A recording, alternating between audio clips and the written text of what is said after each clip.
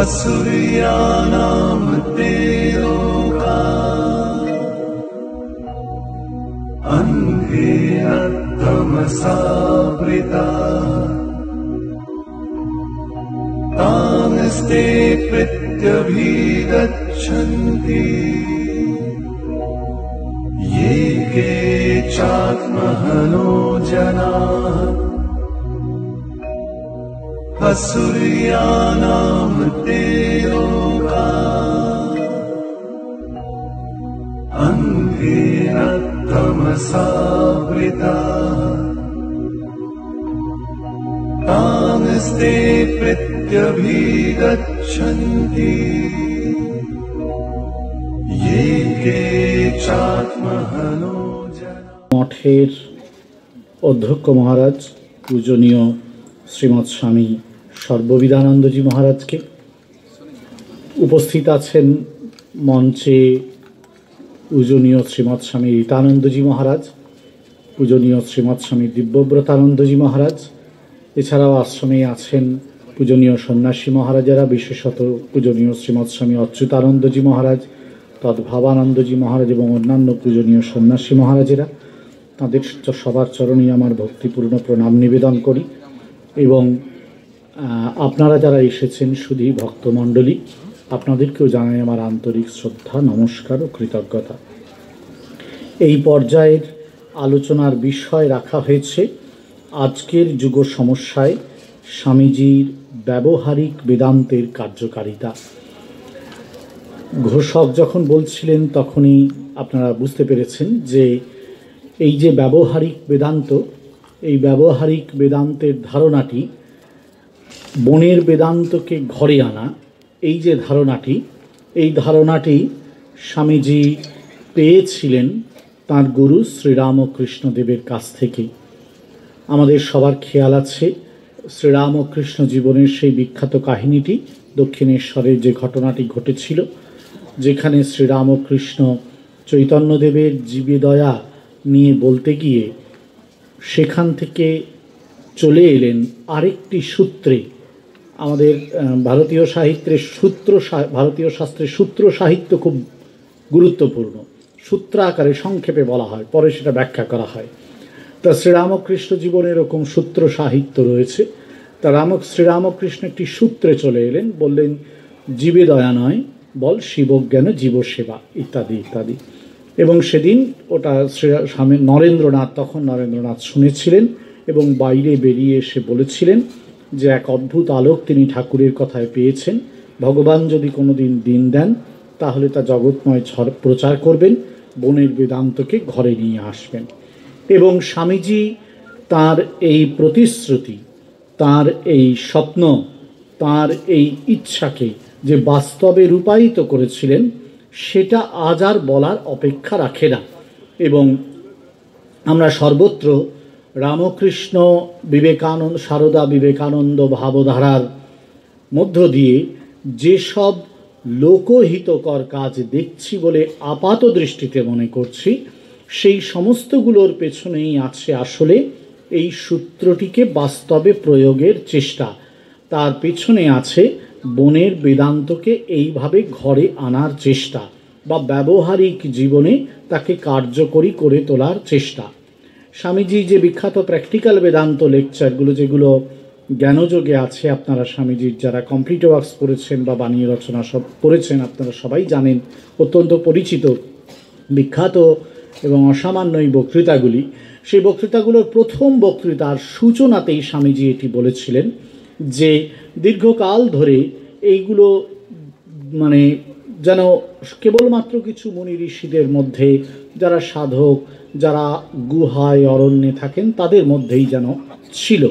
কিন্তু এরকম ভাবার কারণ নেই যে বেদান্তের এই তত্ত্বগুলি সূচনা অবধি এরকমভাবেই কেবলমাত্র অরণ্যে, পর্বত গুহায় ধ্যানমগ্ন ঋষিদের জীবনেই উদ্ভূত হয়েছে বা বাস্তবায়িত হয়েছে, এমন মনে করার কিন্তু কারণ নেই। স্বামীজি ওই প্রথম বক্তৃতাটিতে দেখিয়েছেন, তারপরের বক্তৃতা, 4টি বক্তৃতা আছে, প্রত্যেক কটিতেই দেখিয়েছেন বিভিন্ন কাহিনী তুলে তুলে যে প্রাচীন ভারতে অনেক অনেক দৃষ্টান্ত আছে যেখানে কিন্তু একেবারে বাস্তব জীবনে এই বেদান্তের সত্যকে প্রয়োগ করেছিলেন তখনকার কালের যারা কর্মী মানুষ ছিলেন। সেই অর্থে আমরা যাদেরকে বলতে পারি কিছুটা রাজসিক অর্থাৎ রজগুণ সম্পন্ন মানুষ ছিলেন, তারা প্রয়োগ করেছিলেন। স্বামীজি দেখিয়েছেন ছান্দোগ্য উপনিষদের কাহিনী তুলে যে কেমন করে একজন ব্রাহ্মণ যিনি শাস্ত্র অধ্যয়ন করেন তিনি বলছেন যে না, তার সন্তানকে বলছেন যে তুমি সবগুলো বলছো আমি জানি না, এটা আমাকে একজন তুমি যে রাজার কাছে গিয়েছিলে আমাকে তার কাছেই গিয়ে জানতে হবে। এবং শেষ পর্যন্ত তিনি গেলেন। অনেক রাজার কাহিনী আছে এরকম, এর মধ্যে তো জনক রাজার কাহিনী আমাদের কাছে খুব পরিচিত। রাজা জনককে সেজন্য রাজর্ষিও বলা হয়, যেহেতু তিনি তার জীবনে এই সত্যকে উপলব্ধি করেছিলেন এবং বাস্তব জীবনে কাজে লাগিয়েছিলেন। স্বামীজি দুটো জিনিসই খুব ঐতিহাসিকভাবে স্বীকার করে নিয়েছেন এবং ব্যাখ্যা করেছেন, ব্যক্ত করেছেন।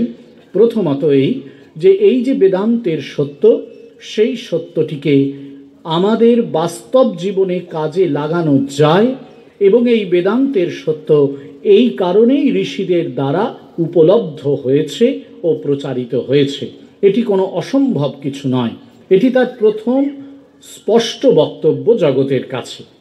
দ্বিতীয় বক্তব্য তার এইটি যে শুধু এই বেদান্তের সত্যকে কাজে লাগানো যায় এটাই শেষ কথা নয়, বেদান্তের সত্যকে কাজে লাগানো হয়েছে এটা ঐতিহাসিকভাবে সত্য।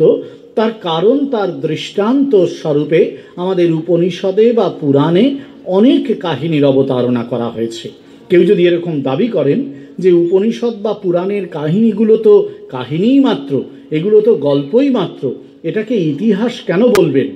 তাহলে আমরা প্রসঙ্গত তাদের স্মরণ করিয়ে দিতে পারি যে কোনো সাহিত্যের ক্ষেত্রে, সাহিত্যের আলোচনার ক্ষেত্রে বলা হয়, যে কোনো আখ্যান বা ন্যারেটিভের আলোচনার ক্ষেত্রে বলা হয় যে তার আড়ালে থাকে কোনো না কোনো ঐতিহাসিক সামাজিক প্রেক্ষাপট।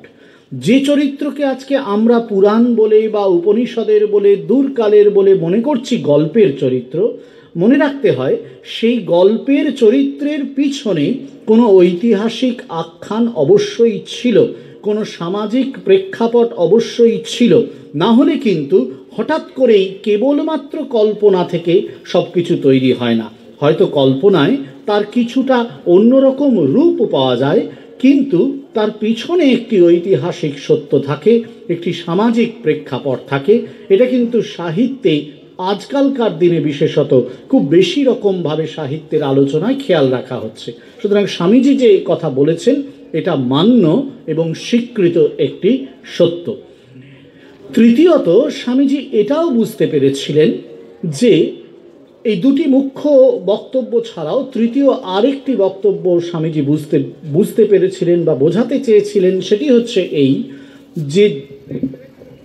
যে কালে তিনি এসছেন বা যে কালের সামনে তিনি দাঁড়িয়ে আছেন বা যে কালের জন্যে অবতার বরিষ্ঠতার নতুন যুগের অবতার পরিকল্পনা নিয়ে এলেন, সেই কালটি একটু অন্য রকমের এবং সেই কালে বৈদান্তিক সত্যের প্রয়োজন তথা তাকে কার্যকরী করার, ব্যবহারিক জীবনে প্রয়োগ করার প্রয়োজনটা আরও বেশি অনুভূত হবে। এটি কিন্তু স্বামীজি বুঝতে পেরেছিলেন। সেই জন্য তিনি সমস্ত জগতে অর্থাৎ যেখানে যেখানে তিনি গেছেন সেখানেই তিনি কিন্তু বেদান্তের এই সর্বোচ্চ সত্যকেই তুলে ধরার চেষ্টা করেছেন। ভারতবর্ষের ক্ষেত্রেও তাই, যদিও তার মনে হয়েছিল, তার জানা ছিল, সিদ্ধান্ত ছিল যে ভারতবর্ষে দারিদ্র দূরীকরণ একটি মুখ্য ব্যাপার এবং তিনি জানতেন যে ভারতবর্ষের মানুষ এই বৈদান্তিক সত্যের মূল তত্ত্ব বা নীতিগুলো জানে। তা সত্ত্বেও তিনি তার বিখ্যাত যে বক্তৃতামালা কলম্বো থেকে আলমোড়া পর্যন্ত, সেখানেও এই বেদান্তের সত্যকে বিভিন্নভাবে বিভিন্ন সময়ে উচ্চারণ করেছিলেন, কেবল এই লক্ষ্যের দিকে তাকিয়ে যে এই বৈদান্তিক সত্যের অনুধাবন এবং তাকে ব্যবহারিক জীবনে প্রয়োগের মাধ্যমেই কেবলমাত্র ভারতীয়রা তাদের সমকালের জড়তা থেকে, অলসতা থেকে উত্তীর্ণ হতে পারবে। সুতরাং এই লক্ষ্যে যখন স্বামী বিবেকানন্দের ব্যবহারিক বেদান্তের এই তত্ত্ব প্রচারিত হয়েছে, প্রতিষ্ঠিত হয়েছে, তখন আমরা নিঃসন্দেহে এটা স্বীকার করে নিতে পারি যে আজকের যুগেও স্বামী বিবেকানন্দের বলা বা ব্যাখ্যা করা এই ব্যবহারিক বেদান্ত, তার ব্যবহারিক বেদান্তের তত্ত্ব তার প্রয়োজন রয়েছে। বেদান্তের মূল সত্য কি সেটিতে আসার আগে আমরা সংক্ষেপে একটু দেখে নিতে চাই আজকের সত্যিকারের যুগ সমস্যা কোথায় দাঁড়িয়ে আছে। এটি কিন্তু একটি খুব বড় দেখার জায়গা। আপনারা যারা এখানে আছেন, আমরা যারা আছি, আমরা সবাই আজকের পৃথিবীর বাসিন্দা, এবং এই আজকের পৃথিবী বলতে যে পৃথিবীটাকে আমরা বুঝছি, সাধারণভাবে বলা হয় মডার্ন সংজ্ঞা দিতে গিয়ে যখনই আমরা মডার্ন শব্দটা ব্যবহার করি, যে সাধারণত যারা বলছেন তাদের কাছাকাছি অর্ধ শতাব্দীর একটি সময় বিস্তার। সুতরাং আজকের পৃথিবীর আলোচনায় যদি আমরা অর্ধ শতাব্দীর সময় বিস্তার, আমার বিগত 50 বছরের ইতিহাস টেনে আজকের যুগে এসে দাঁড়াই, তাহলে তার যুগ সমস্যার বৈশিষ্ট্য বা চিহ্নগুলো নিদর্শন করতে আমাদের একটু সুবিধা হবে, বা বলতে পারি সেগুলোই হয়ে উঠবে ঠিকঠাক আজকের যুগ সমস্যা। এই সমস্যাগুলোর প্রথম যেটি আমাদের কাছে খুব এসে আজকে আঘাত করছে সেটি হচ্ছে অনিয়ন্ত্রিত ভোগবাদ।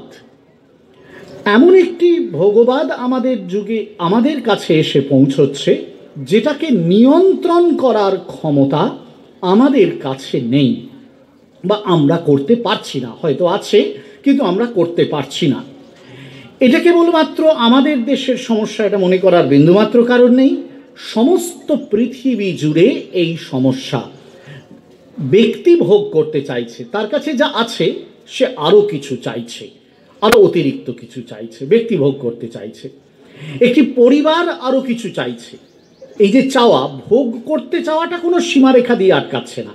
একটি পরিবার আরও কিছু ভোগ করতে চাইছে, একটি গোষ্ঠী আরও কিছু ভোগ করতে চাইছে, তার কাছে যা আছে সে তার চেয়ে আরও বেশি কিছু সুবিধা চাইছে। একটি রাজ্য, একটি দেশের মধ্যে যে রাজ্য, পৃথিবীতে যত দেশ আছে তাদের প্রত্যেকের মধ্যে তো বিভিন্ন রাজ্য আছে। অদ্ভুত সেই দেশগুলোকে যদি আপনারা দেশগুলোর বর্তমান ইতিহাস দেখেন বিগত 50 বছরে, দেখা যাবে সেই দেশগুলোর মধ্যেকার রাজ্যগুলো তারা কিন্তু আরও বেশি কিছু সুবিধা চাইছে, যে কারণে কিন্তু একটি দেশ ভেঙেই গেল। কিছুদিন বিগত শতাব্দীর শেষের দিকে অনেকগুলো নতুন দেশ তৈরি হয়ে গেল। একাধিক ইউরোপের অনেকগুলো দেশ ভেঙে গিয়ে নতুন নতুন দেশ তৈরি হয়ে গিয়েছিল, স্লাভ কান্ট্রিগুলো তৈরি হয়েছিল। আবার আজকের যুগেও কিন্তু এটা হচ্ছে। কিছুদিন আগে আপনারা খবরে পড়েছিলেন স্পেনের ক্যাটালোনিয়া তারা স্বাধীনতা চাইছে। মানে এটা রাজ্যের ক্ষেত্রেও ঠিক সেই রকম একটি রাষ্ট্র সেও চাইছে যেন সে আরও বেশি কিছু পায়, আরও বেশি কিছু সুবিধা পায়, অন্যের জমি পায়, অন্যের সম্পত্তি পায়, অন্যের কাছ থেকে এইটা পায় সেটা পায়, চাইছে। অর্থাৎ ব্যক্তি থেকে রাষ্ট্র, মানুষের সভ্যতার ইতিহাসে যতটা স্তর আছে প্রত্যেকটা স্তরেই আজকে একটি নিয়ন্ত্রণহীন আরও চাওয়া, আশা বা স্বপ্ন তৈরি করছে এমন একটি ভোগবাদ, যে ভোগবাদ আসলে আমাদেরকে পরস্পরের প্রতি যুযুধান করে তুলছে। মানে খুব যুদ্ধ আমরা করতে চাইছি, স্বাভাবিক ব্যাপার। ধরুন আপনিও যদি চান, মহারাজ যখন অ্যানাউন্স করবেন দুপুরের প্রসাদ পেতে, এখানে সবাই যদি একসঙ্গে চান যে সবাই প্রথম নেবেন, তাহলে বুঝতেই পারছেন আপনাদের নিজেদের মধ্যে মারামারি করা ছাড়া উপায় থাকবে না। মানে মারামারি করা ছাড়া তো উপায় থাকবে না, কারণ প্রত্যেকেই তো আগে পেতে গেলে কি করা যাবে। হ্যাঁ, সুতরাং এই যে আমাদের প্রত্যেকেই কিন্তু ব্যক্তি থেকে রাষ্ট্র দেখবেন আজকে এই একটা অদ্ভুত রকমে যুদ্ধ প্রতিযোগিতায় গিয়ে নেমেছে। এটি যদি যুগ সমস্যার একটি মূল বা প্রথম চিহ্ন হয়ে থাকে, তাহলে এর থেকেই তৈরি হচ্ছে যুগ সমস্যার দ্বিতীয় চিত্রটা।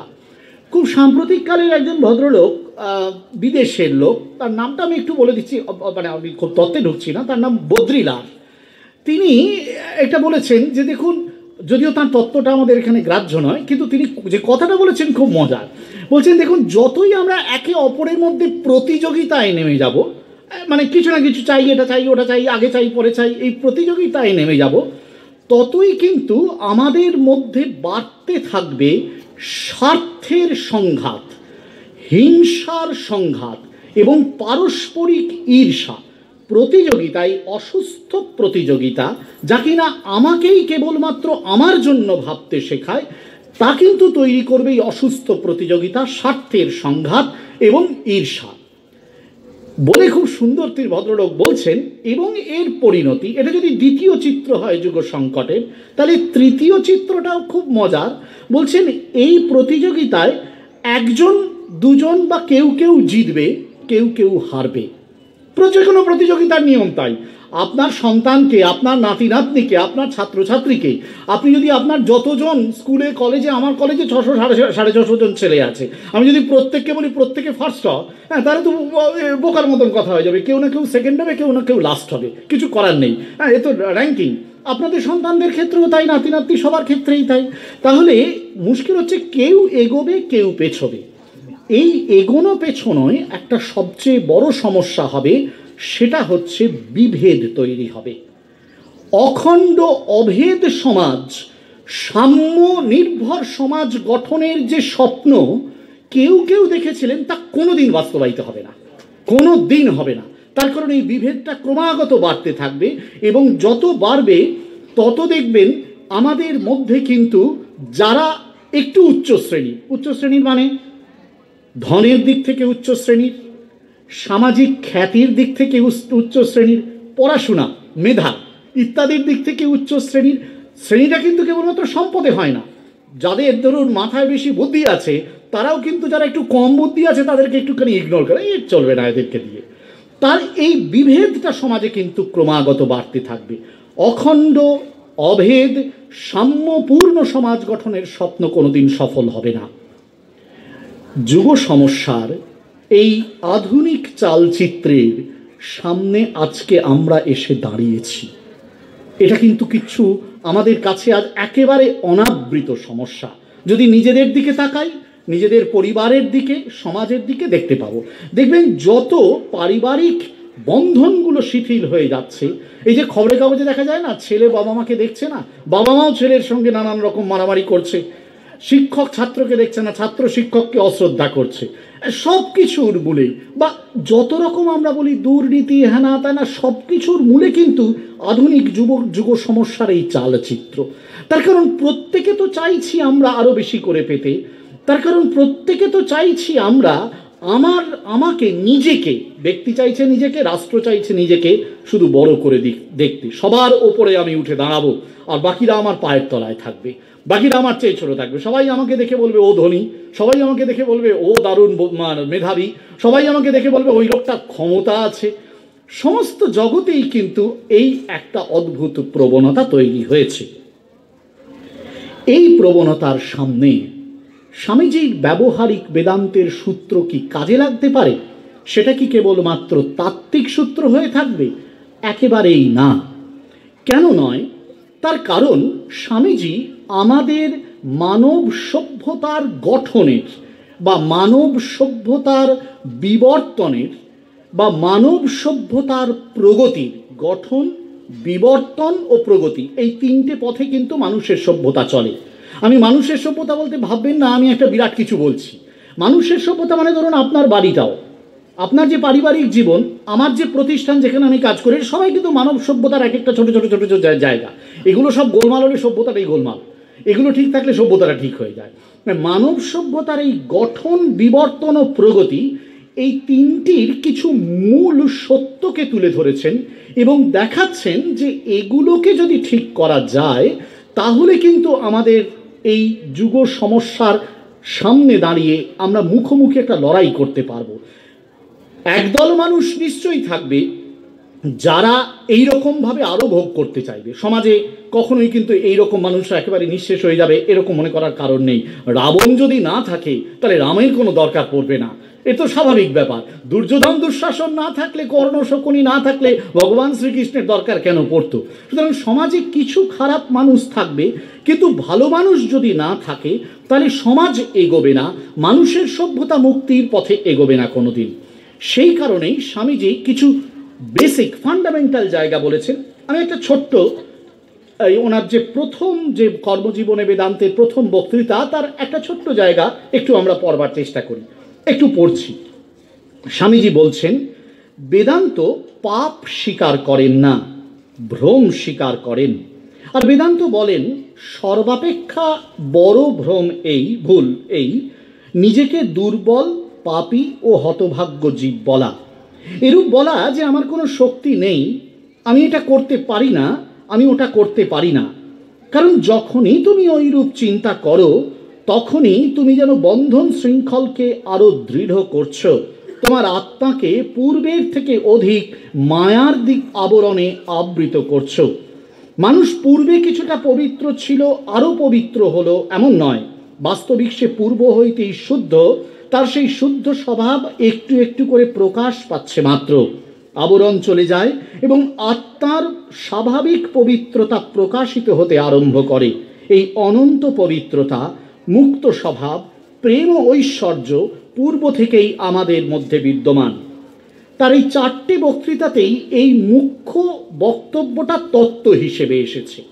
অর্থাৎ আমাদের প্রত্যেকের মধ্যেই চৈতন্য আছে এবং আমাদের প্রত্যেকের মধ্যেই এই নিত্য শুদ্ধ বুদ্ধ মুক্ত স্বভাব বিশিষ্ট একটি অস্তিত্ব রয়েছে। মজাটা হচ্ছে আমি কিন্তু সেই অস্তিত্বটাকে জানি না, জানি না বলে আমার যাবতীয় গোলমালটা শুরু হয়ে গিয়েছে। কৃষ্ণকে দুর্যোধন এটা বলেছিলেন, কৃষ্ণ তাকে দুর্যোধন খুব বড় পণ্ডিত ছিলেন। এখন কৃষ্ণ দুর্যোধনকে বলছেন, ভাই তুমি তো এত বড় পণ্ডিত, তাও তুমি এসব গোলমাল করছো কেন? তুমি তো এটা তো অন্তত বুঝতে পারো যে কোনটা ধর্ম কোনটা অধর্ম। দুর্যোধন স্বীকার করেছিলেন, বলছেন জানামি ধর্মম নচমে প্রবৃত্তি, জানামি অধর্ম নচমে নিবৃত্তি। আমি জানি কোনটা ধর্ম, কিন্তু আমি সেখান থেকে তাতে আমার প্রবৃত্তি হচ্ছে না। আমাদের সংসারে আজও কিন্তু এ কথাটা খুব সত্য যে আমরা ব্যক্তি জীবনে বলুন, পারিবারিক জীবনে বলুন, সমস্ত জীবনে আমরা কেউ জানি না এটা নয়। আমরা জানি যে আমাদের এটা সংকট, আমাদের এটা সমস্যা, কিন্তু আমরা সেই জায়গা থেকে বেরোতে পারছি না, কিছুতেই বেরোতে পারছি না। আমি একটা ছোট্ট একটা জাস্ট মজার ঘটনা বলি, আমি বক্তব্য দীর্ঘায়িত করবো না, জানি দুপুরের প্রসাদের সময় হয়ে আসছে। আমি আমি যে প্রতিষ্ঠানে আছি সে প্রতিষ্ঠানে তো আমার কাছে ছাত্ররা থাকে, তবে শহর থেকেও ছেলেরা আসে প্রচুর। তা একজন গার্জিয়ান, তিনি নতুন তার ছেলেকে ভর্তি করার পরে কিছুদিনের মধ্যে 15-20 দিন পরে এসেই বলছেন, মহারাজ আপনাদের খুবই ভালো, সব কিছু প্রতিষ্ঠান খুব সুন্দর, আপনারা সবাই খুব ভালো, শুধু একটা ছোট্ট সমস্যা। বলুন। বলতে আমার ছেলেটা বলছিল মানে আপনাদের খাওয়ার দাওয়ারটা একেবারে ভালো না। বললাম হ্যাঁ, এটা আমি একেবারে স্বীকার করিনি যে এতজনের রান্না হয়, তো সুতরাং রান্নাটা তো মায়ের রান্না হয়ে উঠবে না, তবে সেটাই তো সমস্যা, কি আর করা যাবে বলুন। আচ্ছা মহারাজ, আমি আপনাদের কিছু স্বাভাবিক, আপনি যেটা বলেছেন এটা সত্যি, এটাই তো ঠিক, তা আমি যদি একটা ছোট্ট পারমিশন চাই আপনার কাছ থেকে, বলুন। আচ্ছা যে আমার তো বাড়ি খুব দূরে নয়, কলকাতাতেই, সব মায়ের মধ্য কলকাতায় তার বাড়ি। বলছে আমি যদি প্রতিদিন সকাল বিকেল সন্ধ্যা ছেলের জন্য একটু খাবার রান্না করে আনি, ছেলেকে খেতে দিই। আমি বললাম যে হ্যাঁ সেটা করতেই পারেন, আপনাদের এনার্জি আছে, কিন্তু বুঝতেই পারছেন আমার এখানে 670টা ছেলে আছে, তারা সবাই এটা খেয়েই মানুষ হচ্ছে। বলছে না, আমার ছেলেটা আসলে একটু রোগা হয়ে যাচ্ছে। আমি বললাম যে 15 দিনে যদি সে রোগা হয়ে যায় তাহলে আপনি একটু অপেক্ষা করুন, আমি একটা জিনিস দেখতে চাই। বলেন কি দেখবেন মহারাজ? আমি তো ও তো থাকবে এখানে 3 বছর, 3 গুণ 365 দিন, তাহলে এই যে প্রায় 1000 দিন ক্রস করে থাকবে, 15 দিনেই যদি একটু রোগা হয়ে যায়, 1000 দিন শেষে সে সূক্ষ্ম শরীরে পরিণত হতে চাই কিনা আমি দেখতে চাই।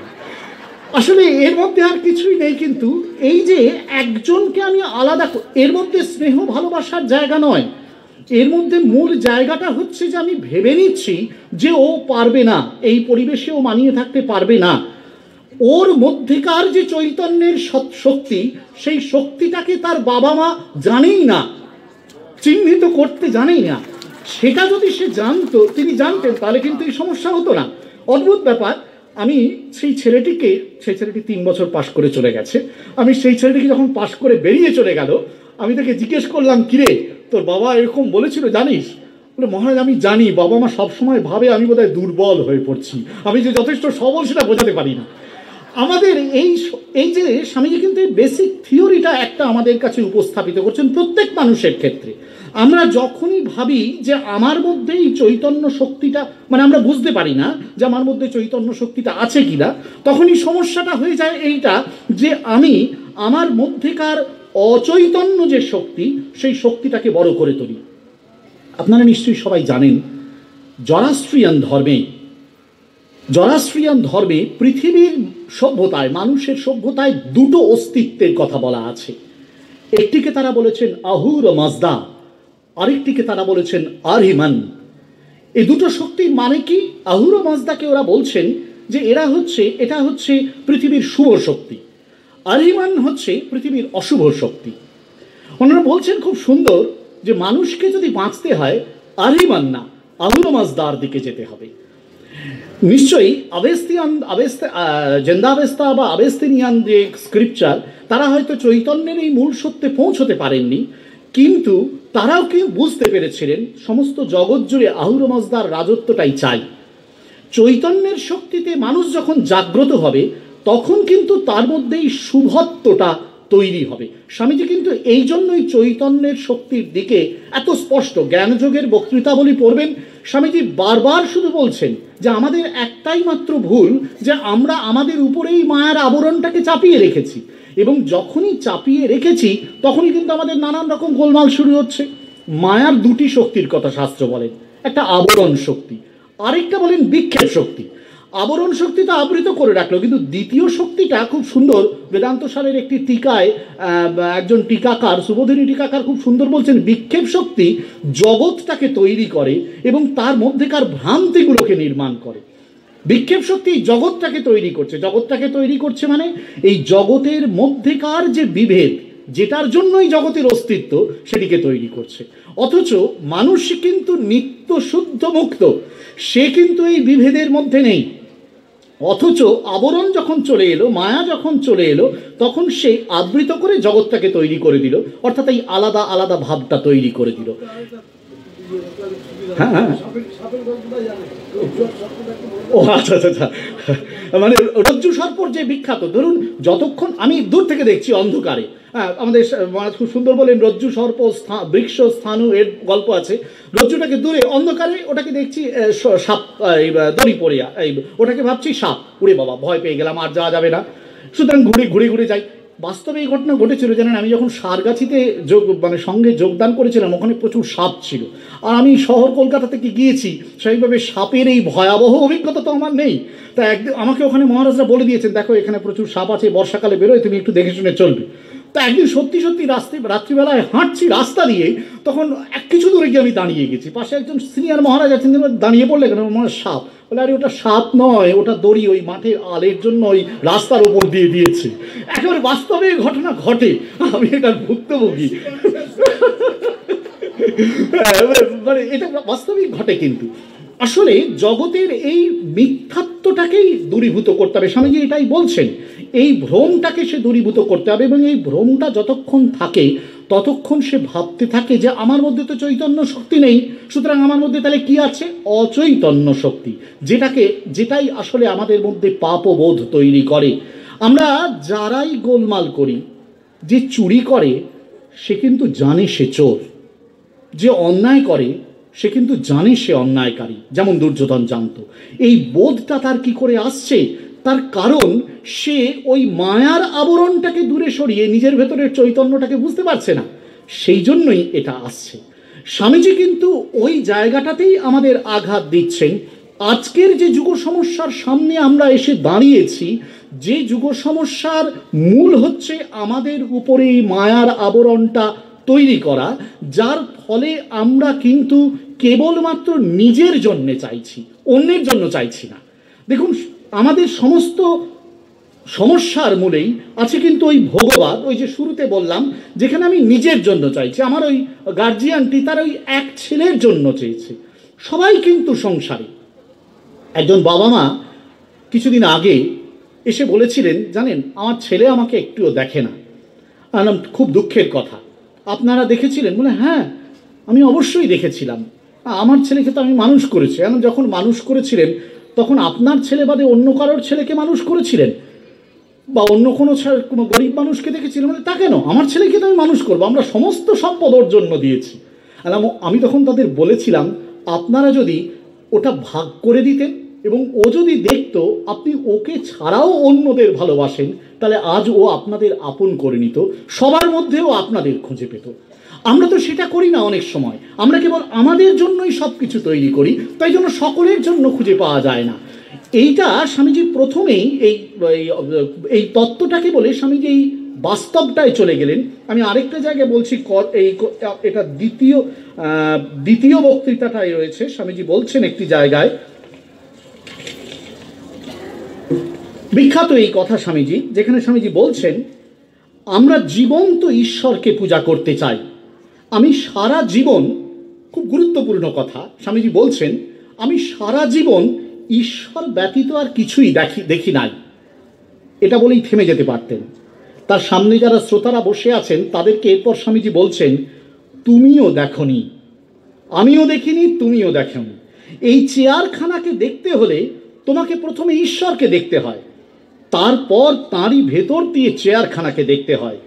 তিনি দিবারাত্র জগতে থেকে আমি আছি এটা বলছেন। যে মুহূর্তে তুমি বলো আমি আছি, সেই মুহূর্তেই তুমি সেই সত্তাকে জানছো। আমরা তো সবসময় বলছি যে এটা আমার, ওটা আমার, এটা আমরা সবসময় বলছি। আমাদের ব্রহ্মসূত্রের অধ্যাস ভাষ্যে এটা দিয়েই শুরু হয়েছে। আমরা সবসময় জগৎটাকে এই আমার আমার করে বলছি। স্বামীজি বলছেন, যখনই বলছি আমি আছি, এই মূল আমিটা কি? এই মূল আমিটা কিন্তু আসলে সেই চৈতন্য। কিন্তু আমি সেই আমিটাকে জুড়ে দিচ্ছি কার সঙ্গে? আমার এই শরীরটার সঙ্গে। যখনই জড়িয়ে দিচ্ছি শরীরটার সঙ্গে, তখনই মনে করছি আমার শরীরটার জন্যই সব কিছু চাই। আমার শরীরটার জন্য সব কিছু চাই, মানে এটা চাই, সেটা চাই, এই মানুষ চাই। প্রত্যেকটা মানুষ, প্রত্যেকটা পরিবার, প্রত্যেকটা গোষ্ঠী আসলে ওই দেহ, ব্যক্তির দেহ, পরিবারের দেহ, গোষ্ঠীর দেহ, রাষ্ট্রের দেহ, তার সঙ্গেই আমিটাকে গুলিয়ে ফেলছে। স্বামীজি বলছেন, না, তোমার ভেতরে ওই বাইরের আমিটার ভেতরে আরেকটা আমি রয়েছে। সেই আমিটা হচ্ছে এই পূর্ণ সত্তা, চৈতন্য সত্তা। এবং যখন তুমি সেই চৈতন্য সত্তার স্বরূপ আমিটাকে জানতে চাইবে, তখন বুঝতে পারা যাবে, স্বামীজি বলছেন, আমি যে বলছি আমি আর তুমি যে বলছো আমি, এ দুটোর মধ্যে পার্থক্য নেই। তখনই কিন্তু ঠিক ঠিক অখণ্ড অভেদ তত্ত্ব প্রতিষ্ঠিত হতে পারে। আর কোনোভাবে প্রতিষ্ঠিত হতে পারে না জগতে। পৃথিবীর ইতিহাস এটা চেষ্টা করেছে, কিন্তু ব্যর্থ হয়েছে। স্বামী কোনটা ওই মনে পড়ছে না। এইখানে স্বামীজি শ্বেতাশ্বতর উপনিষদের যে বিখ্যাত শ্লোকটি, সেটি বলছেন, ত্বং স্ত্রী ত্বং পুমানসি ত্বং কুমার উতবা কুমারী ত্বং জীর্ণদণ্ডেন বাঞ্চসি। অর্থাৎ তোমার ভিতরে এই ঈশ্বরটি রয়েছে, এই ঈশ্বর রয়েছে, তাকে জনে জনে আবিষ্কার করতে হবে, না হলে হবে না। আমরা ঈশ্বরকে আবিষ্কার করি, দেখবেন আমরা যারা ভোগবাদী, আমরা কিন্তু যথেষ্ট অনেকে মন্দির মসজিদ গির্জায় যাই, এ নিয়ে আমাদের সমস্যা নেই। পাশ্চাত্যে তো প্রচুর এইরকম লোক আছে যারা গির্জায় যাচ্ছে, তারপরে এসে মারামারি করছে।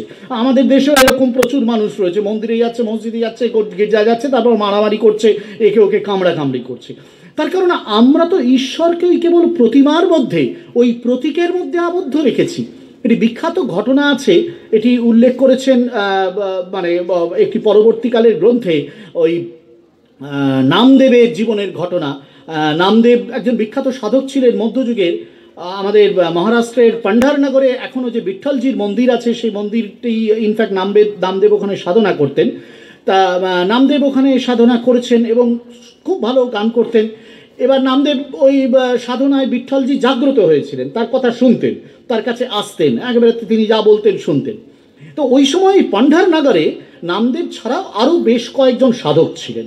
তা প্রতিদিন সন্ধ্যায় ওরা একটু কীর্তন ভজন করতেন, শাস্ত্র আলোচনা করতেন। তা সেখানে গোরাকুমার ছিলেন, আরেকজন বিখ্যাত মধ্যযুগের সাধক, রমাবাই থাকতেন সেইখানে। তো এরকম একদিন সাধন মানে আলোচনা হচ্ছে, হঠাৎ করে রমাবাই গোরাকুমারকে জিজ্ঞাসা করলেন, আচ্ছা চাচাজি, গোরাকুমারকে ওরা চাচাজি বলে ডাকতেন, আচ্ছা চাচাজি বলুন তো, আমাদের মধ্যে কার ঘটটা পাকা? এটা জিজ্ঞাসা করার কারণ আছে। সেদিন ওই গোরাকুমারের হাতে একটা থুপি ছিল। থুপি হচ্ছে একটা যন্ত্র, যেটা দিয়ে মাটির যে কোনো জিনিসের ঠোকালে বোঝা যায় সেটা কাঁচা আছে না পাকা আছে। আর গোরা কুমার ছিলেন একজন পটার, মানে কুম্ভকার, কুমোর, যিনি মাটির জিনিস তৈরি করতেন। তো সেদিন ওর হাতে থুপিটা ছিল, সেটা থেকে রমাবাই জিজ্ঞাসা করেছেন, বলুন তো আমাদের ঘটগুলোর মধ্যে কোন ঘরটা কাঁচা কোনটা পাকা? ঘট মানে আপনারা জানেন, আমরা মাথাকে বোঝাই ঘট। তো না, গোরা কুমার একটা একটা করে ঘটে মানে মাথায় ঠেকাচ্ছেন আর বলছেন এটা পাকা, এটা পাকা, এটা পাকা, এটা পাকা। বলতে বলতে নামদেবের মাথায় ঠেকিয়ে বললেন এটা কাঁচা। নামদেব প্রচণ্ড ব্যথিত হয়ে পড়লেন, বললেন এ কি?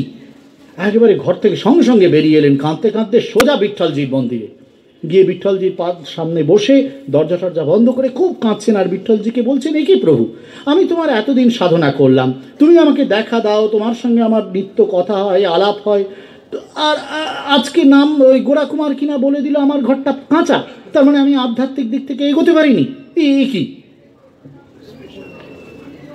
রাত শেষে প্রায় বিঠ্ঠলজি দর্শন দিলেন এই নামদেবকে, বললেন ঠিকই বলেছে আমার ভক্ত গোরা কুমার।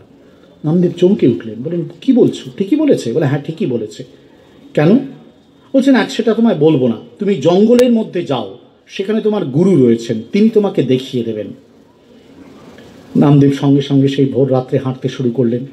জঙ্গলের মধ্যে অনেক দূর যেতে যেতে দেখলেন একটি পুরো শিব মন্দির। পাশ দিয়ে চলে যাবেন, তার আধখোলা দরজাটার ভেতরে দেখছেন একটা বুড়ো, থুত্থুরে বুড়ো, সে শুয়ে আছে এবং সে এমন মানে গোলমেলে লোক, শিবলিঙ্গের মাথার ওপর পা দিয়ে শুয়ে আছে। দেখে প্রচণ্ড রাগ হয়ে গেল নামদেবের, বেরিয়ে চলে যাবেন, হঠাৎ শুনলেন ওই বুড়োটা তাকে ডাকছে। খুব বিরক্তি নিয়েই গোরা কুমার ঢুকলেন ভেতরে। ঢুকে বললেন কি ব্যাপার? বললেন দেখো আমি আর খুব বড় বুড়ো হয়ে গেছি, পাটাই ওপরে উঠে গেছে, তা শিবের মাথায় তো পা রাখা উচিত নয়, হ্যাঁ সুতরাং এটা নামাতে হবে, তুমি যদি একটুখানি নামিয়ে দাও। তো গোরা কুমার সঙ্গে সঙ্গে এই নামদেব সঙ্গে সঙ্গে পাটা নামিয়ে দিলেন ধরে, যেখানে রাখলেন সেখানে একটি শিবলিঙ্গ, যেখানে সরাচ্ছেন সেখানেই শিবলিঙ্গ তৈরি হচ্ছে। তখন নামদেব বুঝতে পারলেন, তখন হাঁটু গেড়ে বলছেন তুমি কি বলতে চাইছো? দেখলেন সে উঠে বসলো, শিবলিঙ্গ আর নেই, শিবলিঙ্গ মন্দিরের ভিতরে। সে বলল আমি বিশ্ববা খেচা, আমি জানি বিঠ্ঠলজি তোমায় পাঠাবেন, বুঝলে তো? জগতে কেবল একটি মূর্তিতে দেবতা নেই, জগতের সমস্ত কিছুর মধ্যে যা তুমি প্রত্যক্ষ করছো তার প্রত্যেকটির মধ্যে এই ঈশ্বরের উপস্থিতি, এই চৈতন্যের উপস্থিতি। স্বামীজি বলছেন যে চেয়ারখানিকে আমি দেখছি তার মধ্যেও এই ঈশ্বর রয়েছেন। আব্রহ্মস্তম্ভ পর্যন্তম ইহচেদ অবেদিত অথ সত্যমস্তি নচেদিহ অবেদিত মহতি বিনষ্টি ভূতেষু ভূতেষু বিচিত্য ধীরা প্রেত্যাস্মাদ লোকাদ অমৃতা ভবন্তি। প্রত্যেক ভূতে, প্রত্যেক সৃষ্টির মধ্যে তিনি রয়েছেন, এই বোধটি শ্রীরামকৃষ্ণ কিন্তু নরেনকে শিখিয়েছিলেন, ঘটিটাও ঈশ্বর বাটিটাও ঈশ্বর।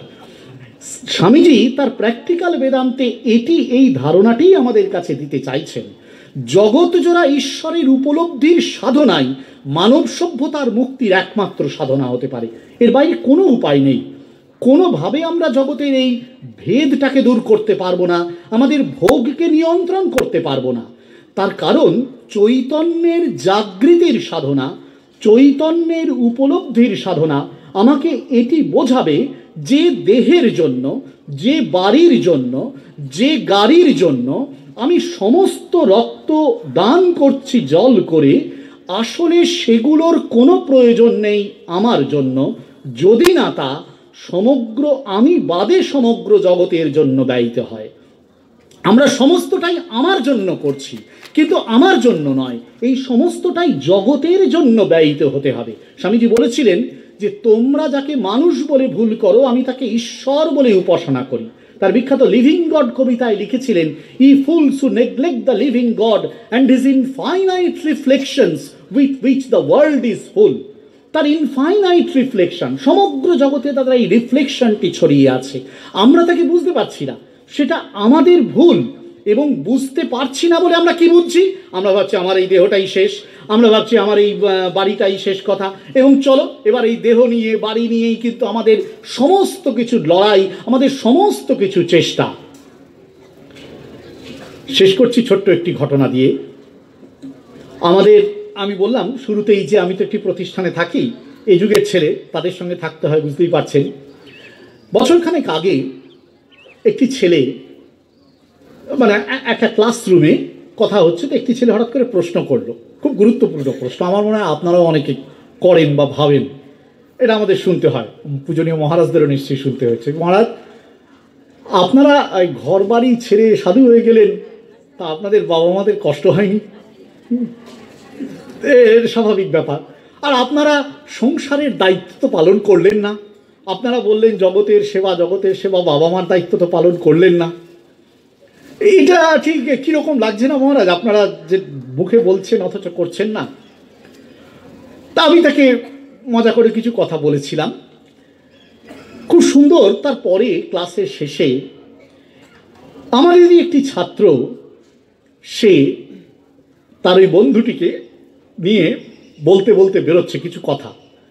তা আমি বুঝতে পারিনি, আমি ক্লাসের রুম সিচুয়েশনে পুরো উত্তর দিইনি, ভেবেছিলাম ওকে পরে ডাকবো। তা আমি ডাকলাম, আরে কী বলছিস ওকে? তখন যে ছেলেটি প্রশ্ন করেছিল সে বলল যে আসলে মহারাজ, ও আমাকে বলছে যে এটাই প্র্যাকটিক্যাল বেদান্তের শেষ কথা। মানে কোনটা? বলছে আসলে আমরা আমাদের একজন বাবা আর আমাদের একজন মাকে দেখি, আর এই জগৎ জুড়ে যে বাবা আর মা চৈতন্যরূপে বিরাজমান, আপনারা তাদের দেখার চেষ্টা করেন। সেটি আসলে ব্যবহারিক বেদান্তের বোধহয় শেষ কথা।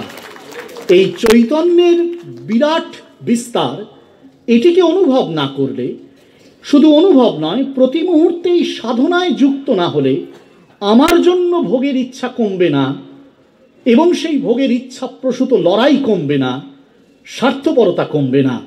স্বামীজি তার প্র্যাকটিক্যাল বেদান্তে এই সত্যটিকেই বারবার জোর দিয়েছেন যে জগতের প্রতি যে ভালোবাসা, সে ভালোবাসার একমাত্র উৎস নিজের চৈতন্যের উপলব্ধি।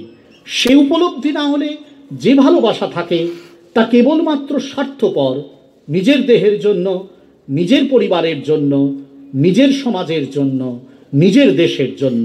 কিন্তু স্বামীজি বলেছিলেন, বহুরূপে সম্মুখে তোমার ছাড়ি কোথা খুঁজিছ ঈশ্বর, জীবে প্রেম করে যেই জন, সেই জন সেবিছে ঈশ্বর। ব্যবহারিক জীবনের কার্যে পরিণত করার, সমস্ত যুগ সমস্যার সমাধানের এটি বিবেকানন্দকৃত শেষ সিদ্ধান্ত। নমস্কার।